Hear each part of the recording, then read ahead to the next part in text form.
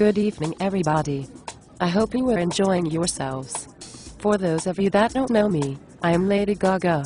Dave and Liz, I would like to thank you again for coming to my concert a few weeks ago. You were both my favorite fans. My sincerest apologies that I was unable to be there with you tonight to celebrate your wedding rehearsal dinner. Unfortunately, Dave, your dear friend, Jason Ostheimer had invited me to Ohika Castle for Shabbat dinner before I received the invitation. So on behalf of Jason and me, have a great evening and Shabbat Shalom, my little monsters. We will see you all tomorrow night. Hold on a minute, it sounds like Jason wants to say a few words from the Ohika Spa. Thank you, Lady Gaga. Good evening. I am virtual Jason Ostheimer, one of David's oldest friends. I am up at Ohika Castle enjoying a good evening's fits. Sorry I couldn't be there, but I figured we shouldn't lose the chance to say a few words. Not that there is any real doubt amongst the crowd, but I, along with Scott Gertman and Jared Pollock, think it's important that the people who have known Dave the longest make the case for why he is fit to marry a woman as wonderful as Liz. And I'm not talking about fit as in physically, because we all know he is set in that area. I mean, look at him tonight. Liz's strict wedding diet has kept him looking good. Don't worry, Dave, we won't tell Liz about those porterhouses you had in Miami. Cheeseburger in paradise. Oops, hope she didn't see that. So to give everyone comfort that Liz is marrying the right man, we are here to provide irrefutable evidence that Dave is the right man for the job of being Liz's husband. Good evening, everyone. I am the virtual Scott Gertman. My good-looking human version is in the crowd somewhere. I am here to tell you why Dave will be a supportive husband. Dave is now in touch with his emotions, so he will be very supportive and there for Liz whenever she needs him. See, Dave used to be a real tough guy. He was all about the party scene, hitting the clubs into the early morning hours.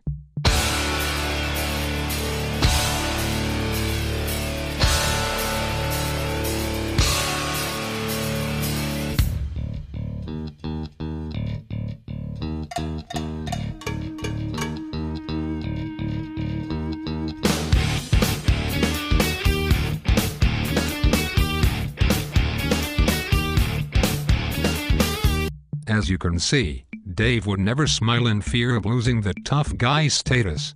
And he definitely would never use the L word.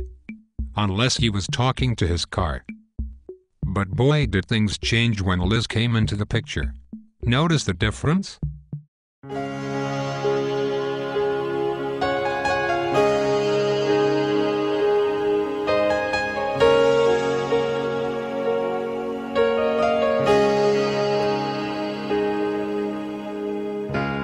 Look into my eyes, you will see what you mean to me.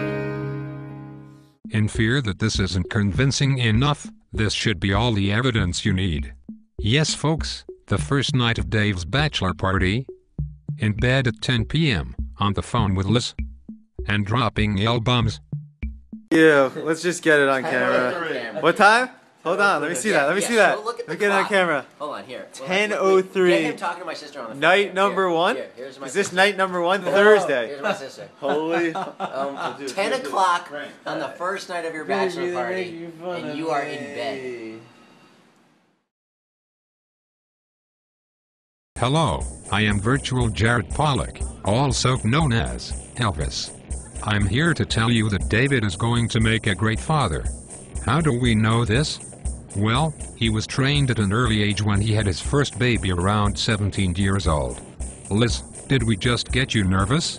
Well, don't be. We are talking about the thing he loved more than life itself. Yes, ladies and gentlemen, the 1999 triple black Celine Ford Mustang GT.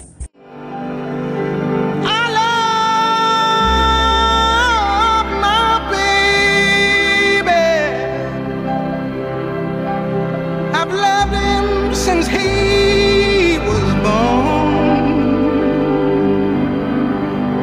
He actually ordered his first set of diapers before he turned 17, so he could make sure to properly clean his vehicle. every 2 hours. The Mustang GT got top-notch treatment. Basic accessories were unacceptable for Dave's baby. Standard sport package. Good enough for most people, but not Dave.